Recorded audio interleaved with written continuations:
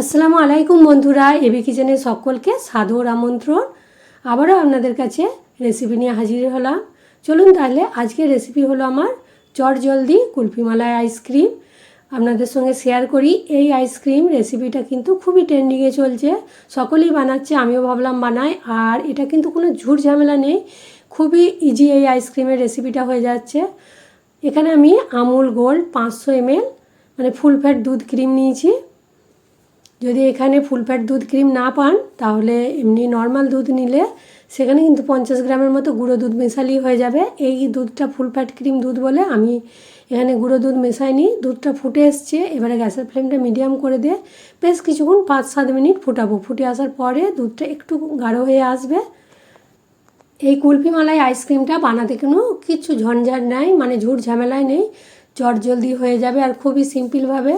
তাহলে রেসিপিটা প্রথম থেকে ভালো করে দেখুন, দেখবেন বানালে একবারই বানানো হয়ে যাবে আর খেয়ে এত ভালো লাগবে, বাড়ির সকলে প্রশংসা করবে। আর গরমে তো রোজই এরকম কুলফি মালাই আইসক্রিম বানানোর আবদার করবে সকলে। তাহলে দুধটা ফুটে আমার কিছুটা কম হয়ে এসছে, 5-7 মিনিট ফুটলাম। এবারে এখানে আমি টোস্ট দিচ্ছি। এটা কিন্তু ব্রিটানিয়া কোম্পানির রাস্ক টোস্ট। এই টোস্টটা কিন্তু খুবই ভালো। আর এখানে এলাইচি পাউডার দেওয়া টোস্টগুলো, সেই কারণে আমি এলাইচি দিচ্ছি না। আর এই টোস্টটা কিন্তু ভালো টোস্ট নিতে হবে, ভালো টোস্ট হলেই আইসক্রিমটা খেতে কিন্তু টেস্ট হবে। এখানে আমি 5টা টোস্ট দিয়েছি, আর দেবো না। পরিমাণে দুধের বেশি হলে তখন টোস্টের পরিমাণটা বাড়াতে হবে। আর 100 গ্রামের মতো দিয়েছি আমন্ড বাদাম আর কাজু বাদাম। আর এখানে 100 গ্রামের মতো চিনি দিয়েছি। এগুলোকে সব একসঙ্গে ভালো করে ফুটিয়ে মিক্সড করে নেব।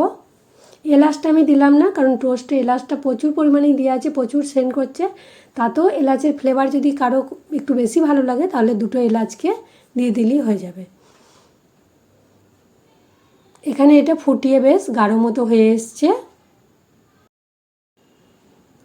আর 1-2 মিনিট ফুটবে, দিয়ে এটা অনেকটাই গাঢ় মতো হয়ে যাবে, তখন আমি এটা গ্যাসটা বন্ধ করে নেব।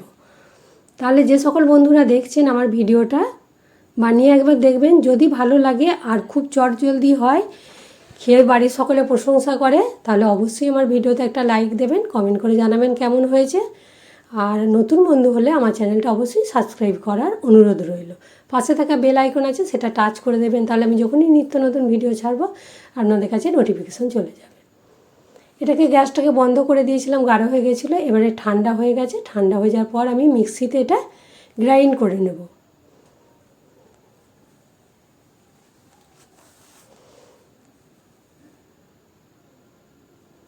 মিক্সিতে গ্রাইন্ড করার পরে এখানের এই মানে পেস্টটা খুবই একটু গাঢ়টা পাতলা হয়ে গেছে। আর এখানে বাদামটা আমি একটু দানা দানা রেখেছি, মুখে ঠেকলে ভালো লাগবে।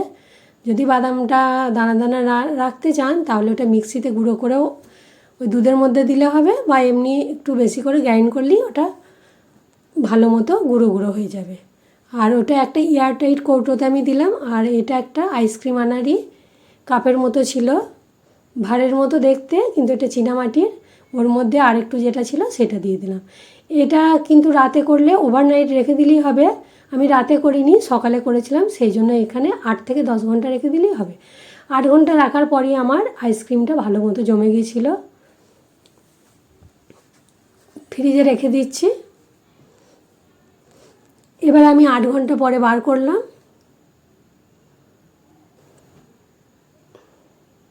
আইসক্রিমগুলো খুলছি। আইসক্রিম কিন্তু আমার 8 ঘন্টার মধ্যেই জমে গেছে, আর খুবই ভালো মতো জমে গেছে। আইসক্রিমটা দেখতে এতটা লোভনীয় হয়েছে, খেতে কিন্তু দারুণ টেস্ট হয়েছিল। যে একবার বানাবে সে কিন্তু বারবারই বানাবে। আর এই আইসক্রিম বানাতে কোনো কিন্তু ঝুট ঝামেলা নেই, খুবই চটজলদি হয়ে যায়। আর বানিয়ে রেখে দিলে এটা ফ্রিজে কিন্তু কয়েকদিন রেখে দিয়েও খাওয়া যাবে। আর গরমে যদি একটু একটু করে বার করে খান, টেস্ট তো আরও দারুণ লাগবে।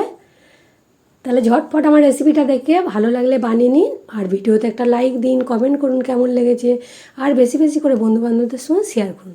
ওপর থেকে কিছু ড্রাই ফ্রুটস দিয়ে দিচ্ছি যাতে দেখতে ভালো লাগে। দেখতে কতটা লোভনীয় হয়েছে দেখুন। তাহলে আজকে এই পর্যন্তই, আবার অন্য রেসিপি নিয়ে হাজির হব। সবাই ভালো থাকবেন, সুস্থ থাকবেন, সাবধানে থাকবেন। খোদা হাফেজ।